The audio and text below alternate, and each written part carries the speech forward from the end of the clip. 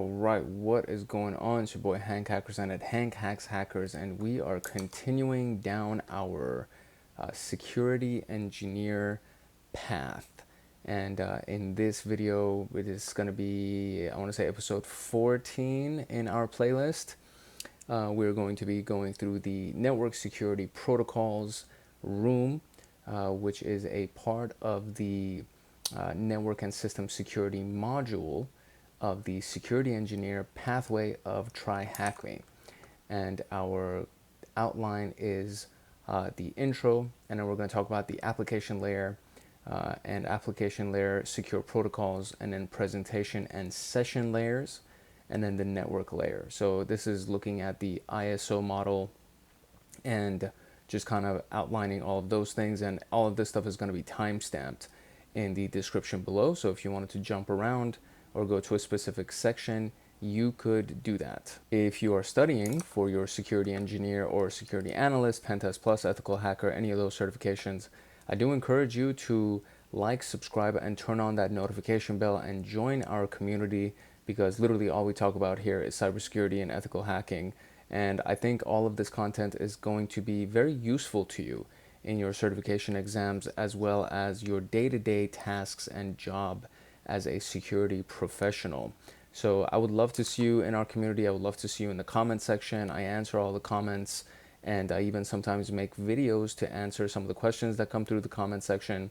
So it would be awesome to have you in our community, and I think you'll get a pretty big benefit out of it. And without further ado, let's jump into the intro of this room.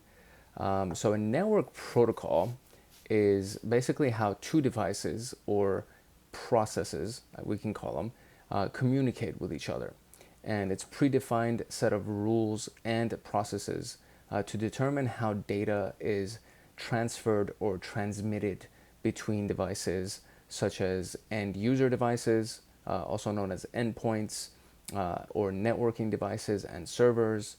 And then the fundamental objective of all protocols is to allow machines to connect and communicate seamlessly, easily, streamlined, all that stuff, regardless of any kind of difference that might exist in their actual design or structure or logic or operating system or any of that stuff. So if you want to get an analogy, a networking protocol is a common language that helps make communication possible among people with different native languages and from various parts of the globe. So for example, if people speak, Mandarin, French, Spanish, and Farsi, and then they all want to communicate with each other, they could use English as the communication language, and they can all communicate with each other. And that could be a version of a network protocol. So the objective in this particular room is to basically learn the primary protocols that are needed for network security at each OSI model layer. And then what you need to know is the OSI model, just so I understand what we're actually going to be talking about, and the HTTP protocols and methods, and then just basic principles of security. So I know I've done a video of security principles and HTTP protocols. Let's see if we have that. I have done this actually, protocols and servers. I have done a video on this as well. So, HTTP, file transfer protocol, which is FTP, simple mail transfer protocol, which is SMTP, post office protocol, which is POP3, and IMAP, which is Internet Message Access Protocol. And there's a video on this stuff as well. So if you want to go and kind of search on the channel, you can click the search button at the top of the channel, the little magnifying glass button, and then you can search through the contents of the channel. And then we have the OSI model, which I have also done. I don't think I've done a video on this though. So you can find a lot of great content on this. And it starts from the layer 1 being the physical layer. And a great acronym to try to remember this is, please do not throw sausage pizza away. So PDNTSPA is please do not throw sausage pizza away. And that would be a really easy acronym to try to remember basically the 7 layers of the OSI model.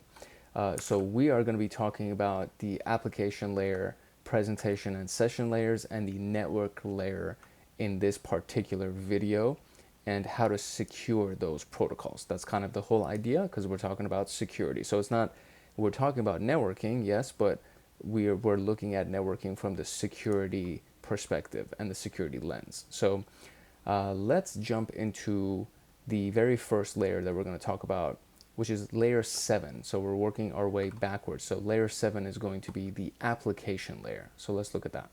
All right, so the application layer.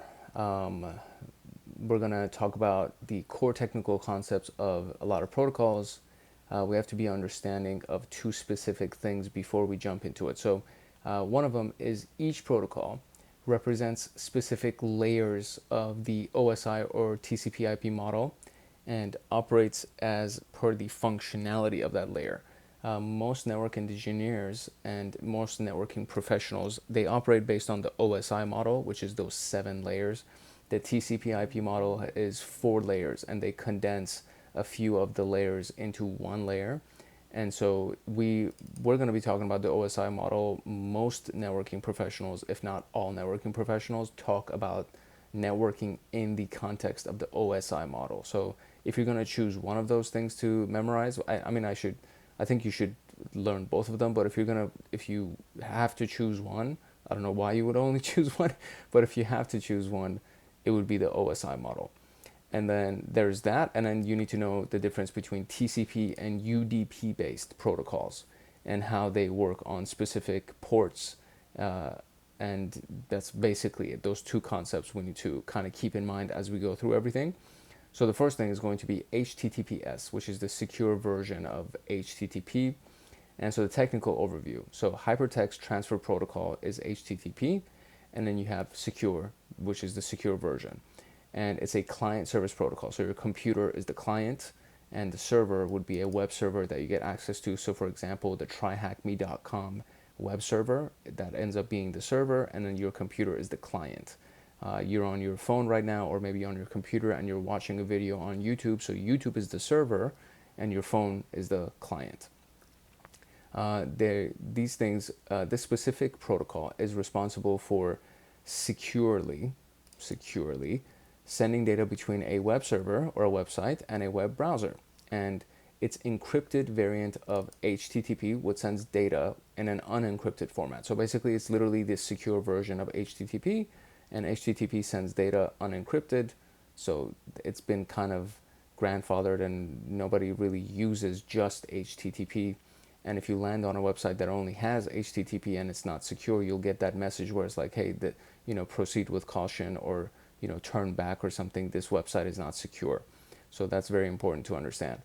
HTTP would be enough to browse a website to learn about a company product. However, HTTPS is a must if you want to provide your credit card information, or if you want to put in a username and password, or anything else that involves sensitive data.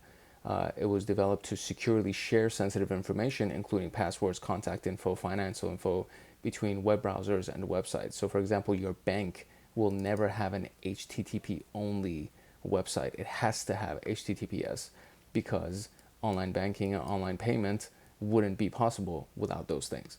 So the workflow is the HTTP uses the unencrypted version of itself and adds a layer of encryption. So in this case, SSL or TLS certificates through a certificate authority, and the rest of the workflow remains exactly the same. So before proceeding forward, we need to understand how HTTP requests and responses actually operate, so that you know what goes on kind of behind the scenes, right? So the request and the response is very similar. So the web browser sends a GET request, for example, to the web server, and the web server responds, and it provides the information that we sent the GET request for. We can also send a POST request, which we would send data to the web server, and the web server would respond a certain way. Both request and response are in clear text when you're talking about HTTP specifically, and anyone can read that information. So the request might be a GET request, which is an image. So you want to get an image, or see an image, or a file, or something like that. Put is an update request. Post is sending data, which I guess they can technically be the same thing, but put is more to update something, and post is to send something like a search query or username and password, and it sends data. And then you can just read more about it inside HTTP in detail room inside of TryHackMe, or you can just go look at HTTP requests on Google and get a bunch of information. So if an attacker can capture the packets between the client and the server that's communicating over HTTP, they'll be able to read those contents because it's sent in clear text. It's not encrypted, okay? That's why HTTP is insecure. But then when you do HTTPS, same thing. You're sending the same exact GET request, same post or put request, but now it's all encrypted. Your request is encrypted and the response is encrypted. So if somebody's listening or watching or sniffing that traffic, they don't see anything except a bunch of random letters and numbers, and none of that stuff it means anything to them unless they know how to decrypt the information.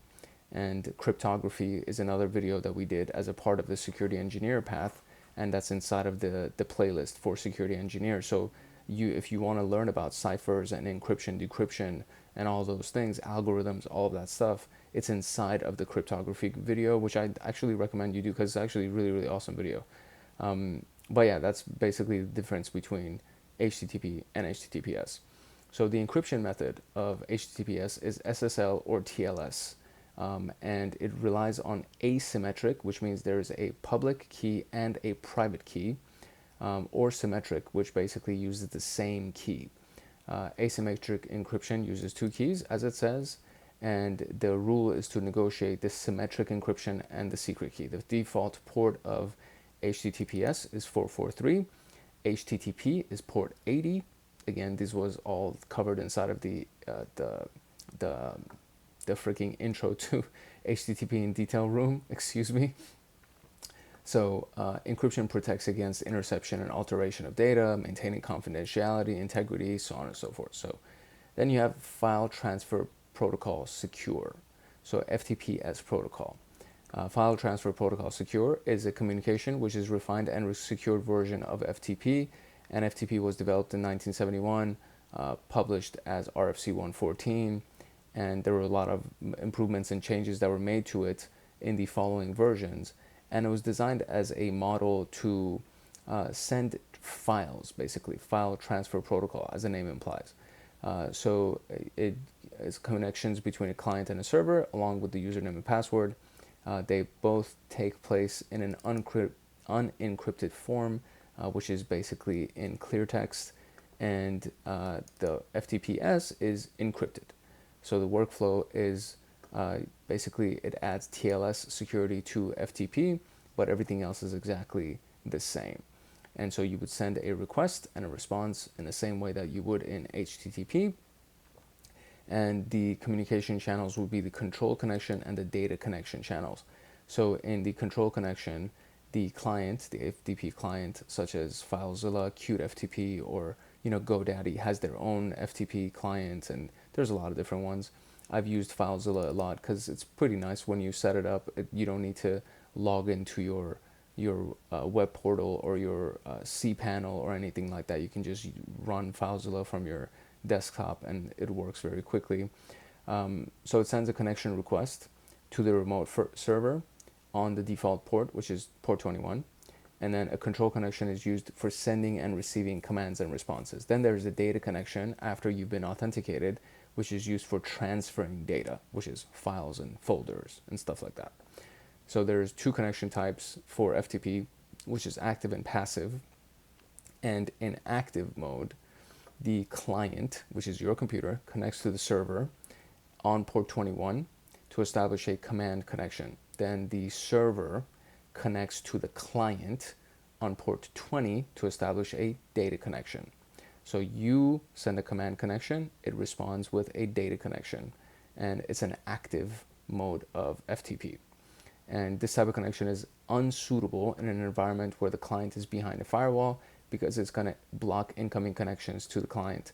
So in case of a client behind a firewall, the passive connection would be more suitable. And in passive connection, The client establishes the control and data connections. The client sends the passive command PASV to the server over the command channel. The server sends a random port to the client, and as soon as the client receives the port number, the client establishes a connection to the provided port so that the server can initiate the data transfer. So command connection sends via passive. So you first send the passive command. The server sends the port number for the data to be transferred through the port, and then the client opens the data channel on the port that the server said would work, in this case port 21.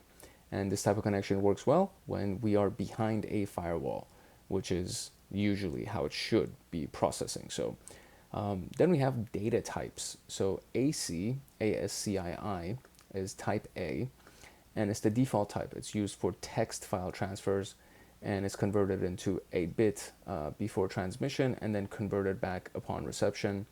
Image type I is commonly referred to as the binary mode, and it uses byte by byte transmission. The recipient stores the received bytes upon reception. Then you have EBCDIC, which is type E, and is suitable for text communication using the character set EBCDIC. And then you have local type, which is LN, and it's typically used for file transfer between machines that don't support 8-bit transfers. So N is the second parameter that represents the byte size that you would be putting into there. Then you have your request and response via FTP. So everything that we talked about so far has been FTP, and request and response via FTPS, excuse me. So it's the secure version of FTP. It adds an encryption layer to it. And then the two methods would be implicit and explicit. So implicit, FTPS client and server establish a link in which both command and data channels are secured automatically with SSL. Explicit, the FTP client explicitly requests the server to invoke a secured session on SSL or TLS on port 21 and then continue the transfer based on a mutually agreed mechanism for authentication. And then with explicit connection, you can choose which channel to encrypt by choosing among the three modes of the communication, which is either control only, data only, or both. And both control and data would be encrypted. The standard port for FTP and explicit FTPS is 21, whereas in 990, the case of implicit FTPS. So adding FTPS protects against sniffing attacks, same thing. So essentially all we're trying to do is protect against sniffing or man-in-the-middle attacks or anything like that. And really all it takes is to just either use the appropriate port or just make sure you're using the appropriate protocol via your original method of communication. And then we have SMTP, Server Message Transfer Protocol S. So, excuse me, Simple Mail Transfer Protocol, my bad. So Simple Mail Transfer Protocol S, which is secure. So it's an extension of Simple Mail Transfer Protocol, which is used for email. And don't confuse it with POP3 because they're both used for email, but SMTP is the email push protocol, which is used to send messages out. So it would be the equivalent of your outbox if you want to think about it. And then POP3 is used for your inbox, so the stuff that you're receiving. So SMTP is outbox, POP3 is inbox. SMTPS is the secure version of SMTP. It uses SSL TLS, basically same shit, right? And then the protocol is you have SMTP end-to-end or SMTP store and forward. So end-to-end is used for communication between organizations, and it sends the client, in this case, the client initiates, and then the connection to the recipient server. And then SMTP store and forward is used for email communication within the organization, so not across organizations, within the organization. And in this model, the server, the SMTP server, will maintain a copy of the mail itself until the copy is forwarded to the receiver, okay? Then you have your components of it, which is the user agent, which is, Outlook or Gmail or whatever. And then you have the mail transfer agent, which will transfer the mail from the user agent to the recipient mail transfer agent, and then go through the appropriate protocol. So SMTP used for outbox, it goes from the sender to the mail server, and then SMTP goes to the cloud, SMTP goes to the mail server, and then POP3 is used for the inbox to download the information, right? So the TLS process in SMTP, to make it secure, is not proprietary. It basically wraps SMTP inside TLS so that you can say that it's similar to SMTP on the application layer. There's just an extension of TLS at the transport layer. So for encryption, start TLS, excuse me, is used between the email client and the email server to make sure that the transport layer encapsulates the data. We talked about that in the last video. It encapsulates the data so that it's transferred securely to the application layer. And so port 587 and 465 are frequently used for SMTPS traffic, and mail that's transmitted on regular SMTP is not encrypted, so they're prone to sniffing. Therefore, the secure version is used to encrypt the emails before you transmit it, and it also forbids attackers from sending spam messages from vulnerable or compromised domains, which is, you have the spam mailbox, that's how that actually knows what's going on.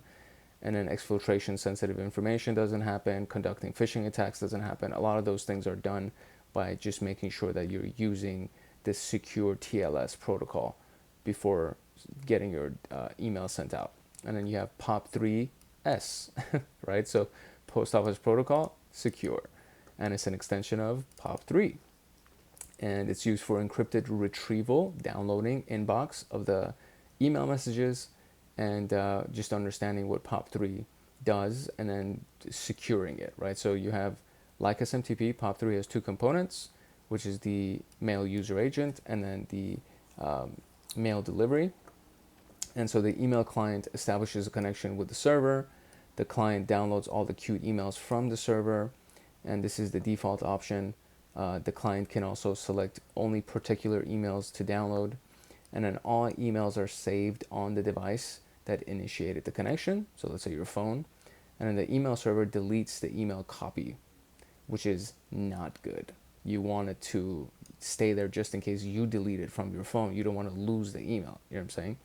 So the limitations are the emails are processed locally, so no synchronization across multiple devices. When it downloads the email on the current device, it usually deletes them from the server. That's not good. Transmission is done through clear text. Again, not good. You don't want people to see your username and password. You don't want people to see your emails, so on and so forth. So POP3 secure, POP3S, is considered weak from a security point of view. It requires an added layer of security, or excuse me, POP3 is considered weak. So you add a layer of security, POP3S, and it's an extension of POP3. You wrap the communication or encapsulate the communication with TLS on the transport layer, and then same thing, start TLS as shown in the figure below, and then EHLO. After that happens, the POP3 server will trigger the switch to TLS, and it stands for extended hello, and then when it's used to identify the server. So you send the TCP handshake, which is, SYN acknowledge, and then acknowledge. The server responds, okay, ready, and then it also responds with hello, and then start TLS, excuse me. The client responds start TLS, and then server says okay, send it out, and then it sends the negotiation, and then the encrypted mail happens. So POP3S uses 995, POP3 uses 110 as far as the ports are concerned, and then we're going to talk about the ports for the application layer as well. So the default port for HTTPS is 443. In a passive FTP connection, what does the client send? The first command over the command channel, and that would be passive. And then use the SSL Sharper website to check the SSL certificate of TryHackMe, okay? I mean, we don't need to even do that because you can literally just go up here, click on this little button that's usually a lock, and then it opens something up like this, and then you can go to connection is secure, and then it says connection is secure, certificate is valid, and then you just click on that, and then it brings the certificate of TryHackMe. So this is the general information of the certificate, the common name, organization, issued by E1, let's encrypt, and then the SHA-256 fingerprints of the certificate, and then the public key, right? And then you have the hierarchy of the details that goes into here, which is all the info to just make sure that it's a valid freaking thing right here. So that is the information about the TryHackMe certificate. But if we go to SSL Shopper, we can always just do it this way too. And there you go. So it resolves to that IP address. Server type is Cloudflare. It should be trusted by all major web browsers. Will expire in 25 days because they're going to renew it regularly so that people don't decrypt their certificates. Common name, SANS, valid, serial number, signature algorithm, the issuer is E1, so on and so forth. So this is it. See? That's just some good info about the site that we're using to make sure that we're secure. And then open SuperTool and select test email server option and check the SMTP security for smtp.gmail.com. So smtp.gmail.com, and here we go. This is what we got. DMARC record published, DMARC policy not enabled, DNS record published, DNS record not found, and that's basically all we got. So there we go. We got our info. So let's move on to our next task. This was a long task. Look at that. We talked about a bunch of stuff. So let's talk about application layer secure protocols here. So DNSSEC would be the secure version of the domain name system, and it's responsible for resolving domain names from IP addresses. So instead of having to remember the IP address, you just remember google.com, right? So it works by sending a DNS query.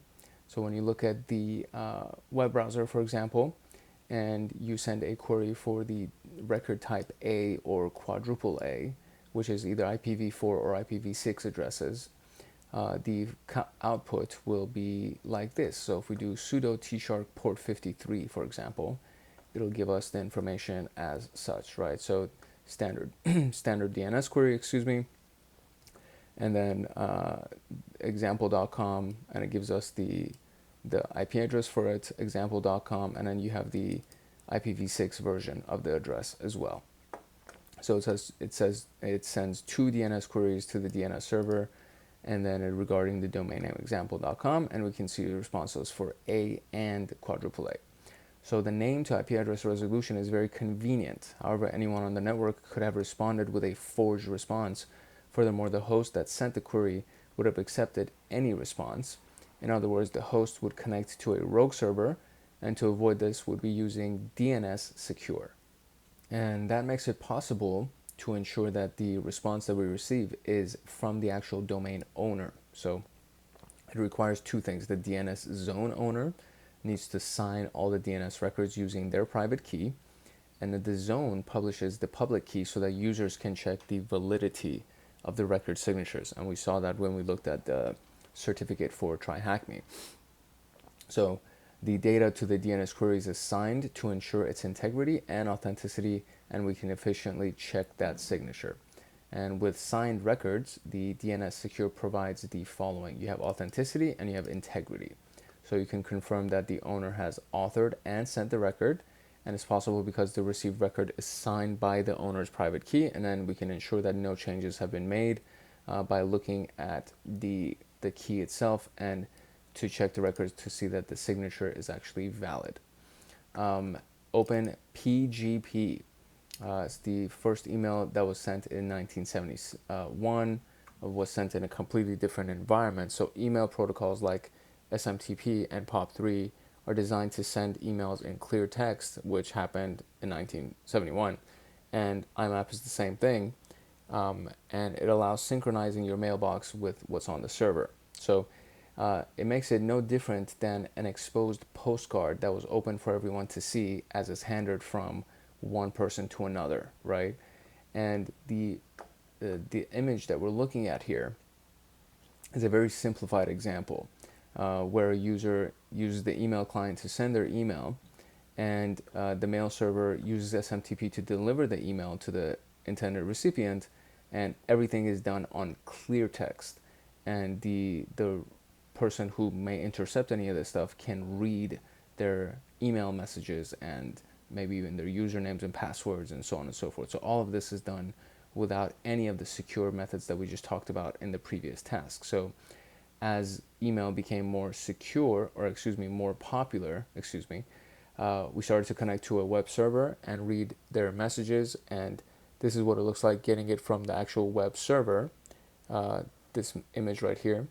And in turn, it used a mail server to send the composed messages and receive incoming ones, and it was all through HTTP, which also means that it was all done through clear text as well, which was pretty much the same security issues. So then Google and Microsoft and Yahoo and all these different people realized that this is probably a big problem. And so they secured everything. And similar to the exact image right here. So nothing different as far as the process itself is concerned. It's just that all of this stuff got encrypted. All of these steps are now encrypted and everything is secure. So nothing is done in clear text. So you can't just read the stuff if you happen to be able to intercept that traffic. And then it got adopted by everybody.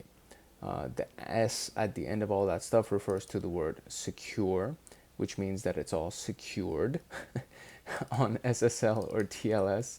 And this is what it would look like if the mail that the client uses SMTPS to send the email and POP3 or IMAPs to receive the email.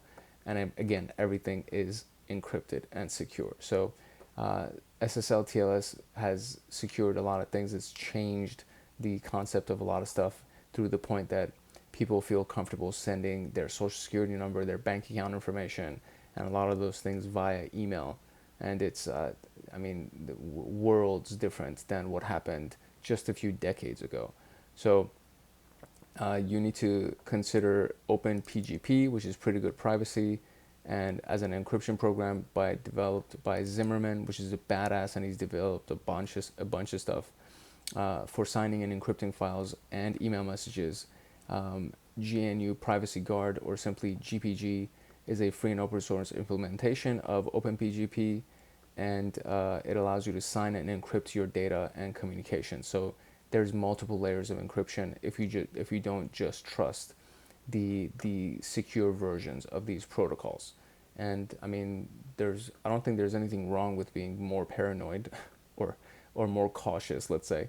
So it can easily integrate with your mail client to seamlessly sign, encrypt, and decrypt messages, and can be make sure that it's only readable by the intended recipient because you now have an extra key that's attached to it. So it provides just an extra level of security.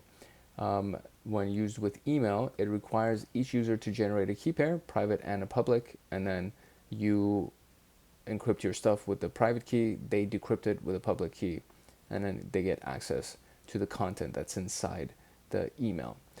So not very different from web browser interactions, except we're just using an open source software to create our keys, and then you just got to make sure that nobody else gets access to the decryption key. You know what I mean? That's kind of the whole idea here. This is what the simple example of this would look like before and after the encryption. So you have message text, and then you see the message, and then both parties would need to generate their key pair using GPG, and then it'll ask the user to provide their name and email address, and the private key should only be stored securely, obviously, while the public key could be shared with other parties that we want to communicate with. and then you use the GPG encrypt. And we actually use this inside of the cryptography video, so you can go check this out to see how GPG is used and what the different applications of it are. And just to kind of break it down, encrypt R so-and-so will encrypt the actual message text file using the public key, and then sign will sign the message using the private key, and armor is to produce the output using ASCII. And so now if you wanted to cat that, which would be the actual key right here, this is what it looks like, and it's not legible anymore.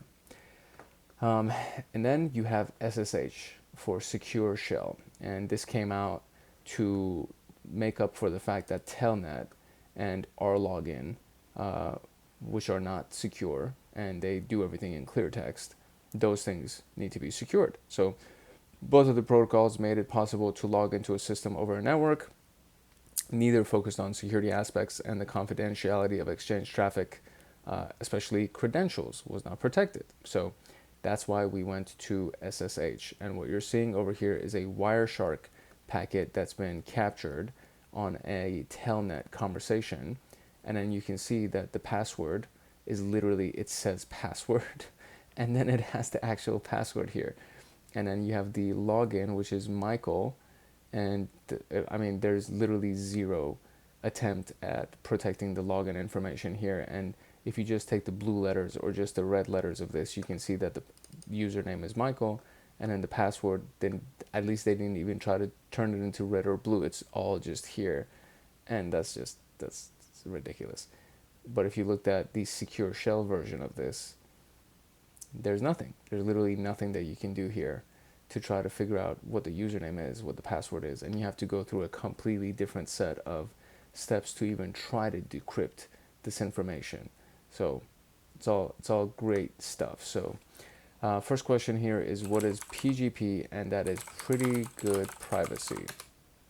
And GPG, which is GNU privacy something. So what is GPG? Let's go look at that up here real quick. GNU privacy guard. There you go. That's what it is. So GNU privacy guard. And what command would you use to generate a key pair using GPG? And that is the command that we got here. So GPG encrypt is what we're going to use. And let's go here and do that and press that. It's not it. That's not the answer. Okay, so what's the answer? Oh, my bad. So it's GPG gen key. That's what it is. And there's that. And considering these following three clients, provide the number of the client that encrypts the traffic, and that would be SSH that encrypts the traffic. And that's it. That's all we had to do for this thing. So let us move to presentation and session layers, and it has a site attached to it, so that should be fun. And the technical overview of SSL TLS, so secure socket shell and transport layer security, the protocols that are used to encrypt data exchange between a client and a server. So we can consider it as a wrapper, not a person who raps, but a wrapper, like a candy wrapper that encrypts various communication protocols like FTP, HTTP, so on and so forth. So SSL is not commonly used nowadays because TLS has mostly replaced it, but you can find still a lot of SSL certificates and things like that for websites. And the handshake looks like this, right? So the client sends a hello message, the server sends a hello message, and then the authentication starts with the client, and it authenticates the server certificate, and then the pre-master secret, which is encrypted by the client as random bytes with the server's public key, and then the client retrieves that public key from the server's certificate when it checks through the authentication step. And then the decryption of the pre-master is done by the server with its private key. And then the session key for that session of that communication, that authentication, the session key is now generated. And based on those information, they should arrive at the same result, and it's not transmitted to anybody. So that's kind of important. That's why it's bolded here. And then the encryption and decryption are based on that key that's generated. And then once that is all done, once all of this stuff is done, these first 6 steps, then they're ready to communicate and actually do what they need to do. So client sends hello, server sends hello. The authentication step takes place with the pre-master secret, and then the server decrypts that pre-master secret and generates the session keys. And for this entire thing, it's not transmitted, the dotted line here. And then now you have an encrypted session, and they both just verify that the session has been encrypted. And so now you have SOCKS 5, which is a proxy protocol that's used to delegate the server for the SOCKS 5 proxy. And you can find this on the Tor Onion browser, the Brave browser.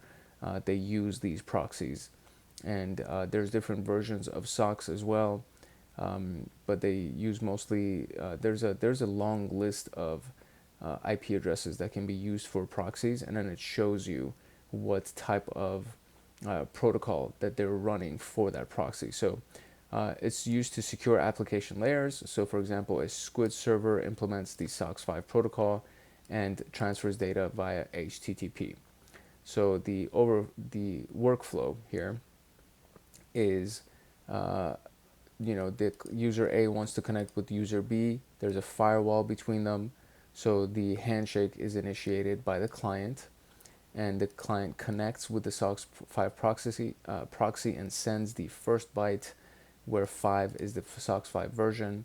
Then they also send the second byte, which 1 means authentication is supported, and then they send another byte that could be any of these things, and they denote the supported authentication methods that can be of variety of lengths. And so you'll see that through the communication here, right? So you see that it sends the first one, that it could be either a 5, 1, or 0, and then the proxy responds with either a 5 or a 0, and then it sends the second one using the B host and the B port, and then it goes through the proxy, and then the proxy does a successful connection as well as sends back the B host and the B port. So the proxy replies, sends back a second byte, which is the chosen authentication method, and then after the initiation packet, the client sends the request packet, which includes B host and B port numbers,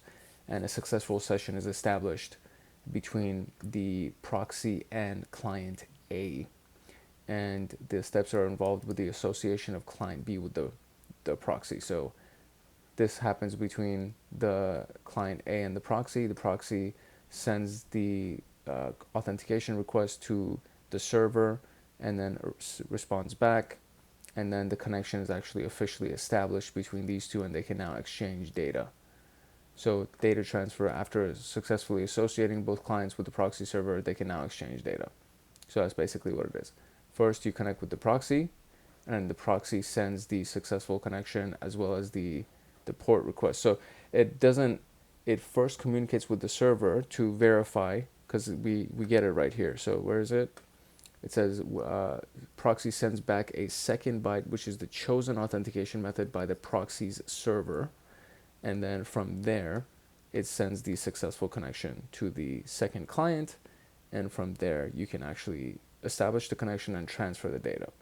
So in direct communication, the internal details from the routing of the internet are hidden, and it acts as a relay server, bypassing the internet censorship based on the IP address of the client. So that's what the benefits of SOCKS 5 are. So does the hello message during the SSL handshake include the TLS version? And we're going to say, let's see. It does. It includes the TLS version. So we're going to say yay to this, or yeah. During the client initiation process of SOCKS 5, what is the SOCKS version? If the client sends the first 5 bytes, and it would be 5. So in this case, it says 5 is the SOCKS version. So 5. And then we're going to click the view site and launch the site. What is the flag after completing that exercise? So let's actually launch this site and see what's going on here. So what do we got? We got, do you know how an SSL connection works? Place the blocks in correct order, showing a successful handshake. So let's see if we can figure that out.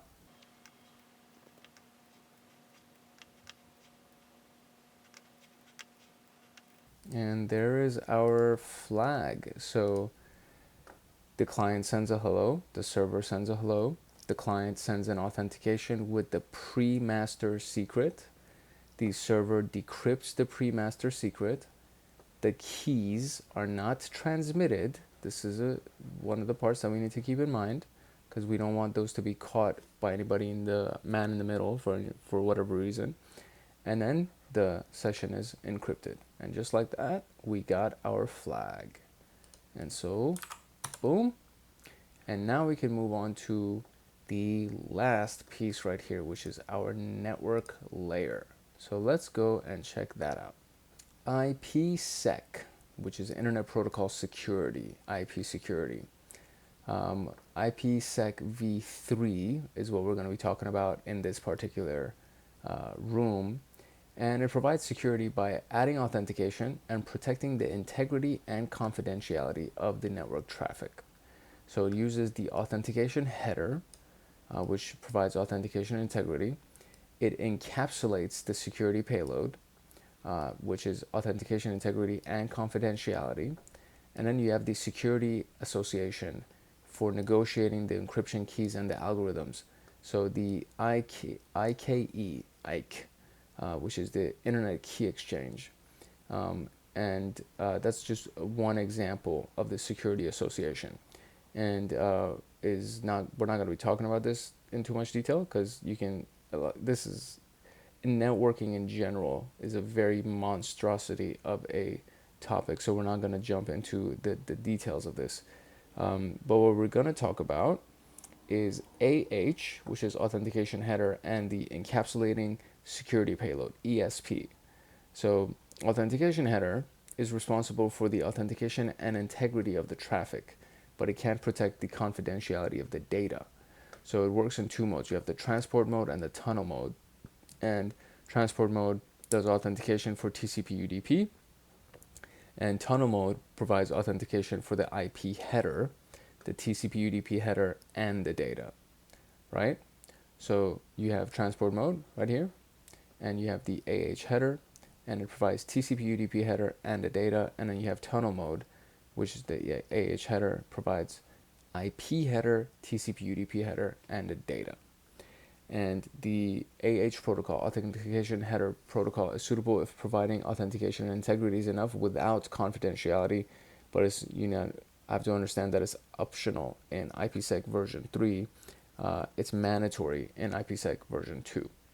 So encapsulating security payloads, ESP, it provides encryption in addition to authentication and integrity. So it has transport mode and tunnel mode as well, and it does pretty much the same thing, relatively or respectively. Confidentiality and integrity for TCP UDP header and the data, and then confidentiality and integrity for the IP header, TCP UDP header, and the data. And that's what it looks like. So you have the ESP header, the information in the middle, and then you have the ESP trailer, and then the ESP authentication, and then the header, the data, the trailer, and the authentication. So it's more secure, as it seems, right? Then you have the VPN. So when TCP/IP was designed, confidentiality and integrity were not a design target. So in contrast, availability was priority, as one of the purposes of the internet is to withstand a nuclear attack, as evident by the routing protocols adapting quickly when a link goes down. But we have to allow a corporation to use the existing internet infrastructure to connect the offices securely, and it sets the answers inside of the VPN. So if we do a virtual private network, it makes it possible to establish a private connection over a public network, and we can establish that secure connection over an insecure infrastructure. So if we look at this figure, we can see that a remote office and a remote user connected over a VPN to the main office. And the connection requires a VPN client like OpenVPN and a VPN server or concentrator. And all the traffic between VPN client and the server is encrypted. And all this talk about the VPN, there's something in the description of this video that actually has a really great VPN service that you can check out, because it's literally one of the I guess we can call them the kind of like the sponsors of our service here, or not our service, of our videos and everything that we talk about, which is the SurfShark, SurfShark VPN antivirus, and all in one, and you can literally get it for $2 a month. That is more secure and more robust than something like OpenVPN, and you can get it in as many devices as you want. So unlimited devices getting a VPN and antivirus attached to it, and all of that can be done through SurfShark as a VPN. And in this case, the VPN client, in this particular case, trying to access to the main office and then the remote office, all that stuff. This little cloud security, this lock, all of that would be SurfShark in that particular case. That would act as your VPN client, or not as your VPN client, as your VPN specifically.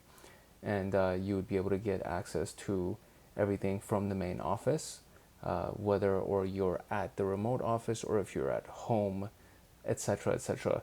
Or if you just want to protect your data.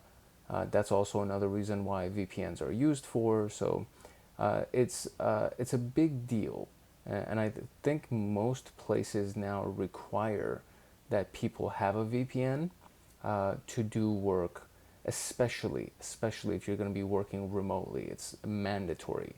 But even if you're not working remotely and you just want to use one of your IoT devices, for example, your phone, to access some resources, they come pre-configured with a VPN, so that you can get access to anything that's on their data centers or on their main servers through an encrypted and protected connection. So the common protocols are IP security, IPsec, and SSL TLS for VPN connections.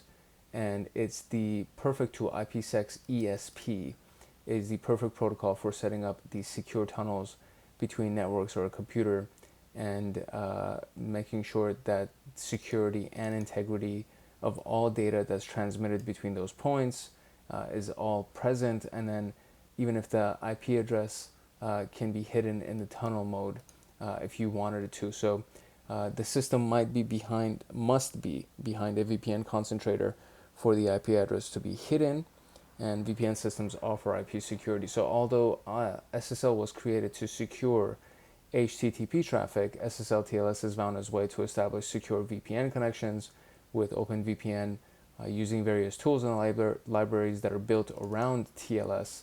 OpenVPN offers different authentication and encryption mechanisms to establish VPN connections. And of course there is SurfShark. So I'm gonna recommend SurfShark because it's not an open source. It's paid, and more often than not, and especially in this particular situation, you just get more with the $2 that you would be paying, investing in the security of your devices, especially if you have multiple endpoints and you have a laptop and a tablet and a couple of phones and anything else that's inside of your family, and with the stuff that your family uses, to just make sure that you have secure connections and nobody sees your data, nobody can potentially do a man-in-the-middle attack or listen to your devices, and a bunch of other things that we are all susceptible to in the modern era of cyber attacks. So older protocols can also be used to establish VPN connections, but they are no longer considered secure. So one of them is the PPTP, point-to-point tunneling protocol, and it's no longer considered secure. So there are a bunch of things that can be used for establishing VPN security or VPN-like security, It just doesn't make sense to use them because hackers have caught up and they can mess with your data. So ESP stands for encapsulating security payloads, so encapsulation of of payloads itself. Which protocol does the Cisco VPN client use to establish a VPN connection? So the Cisco VPN client. Let's see. I think we might be able to search for this in the page, but I think I might need to Google this. Oh no, actually it's right here. So Cisco VPN Systems offers IPsec. And which protocol does the OpenVPN project use for encryption? And that would be SSL/TLS. And just like that, we are now done with our network layer security. So let's real quick look at the conclusion here. So we've covered various network security protocols for transferring of data and security of data. And most used mechanism for securing data over a channel is SSL/TLS. And HTTPS uses it, FTPS uses it, POP3S, SMTPS, all those things use SSL/TLS. The security protocol against man-in-the-middle, replay, and eavesdropping attacks is this, the SSL/TLS protocol. So there's a lot of stuff that you can study about these things. The Wireshark room, which I think we've already done, and there's multiple. Yeah, I've definitely done the Wireshark 101. There are several Wireshark videos on this channel, including a 2.5 hour advanced session into Wireshark. So if you want to learn about Wireshark, I highly recommend that you check out those videos because they are pretty badass videos. So that was it for our network security protocols room. If you are studying for your security engineer, security analyst, Pentest Plus, ethical hacker, any of that stuff, I recommend that you like, subscribe, and turn on the notification bell. If you found this video useful, I recommend you do those things. If you want to get more videos in the future, I recommend you do those things. Everything that we talk about on this channel has to do with security and ethical hacking, pen testing, all of that stuff. So I think it'll be useful for you in your personal life, in your day-to-days as a security engineer and security analyst. And if you're taking any of those certification exams, I think this information will actually directly apply to that stuff as well. So I very much hope to see you in the comment section. I would love to have you as a part of our community.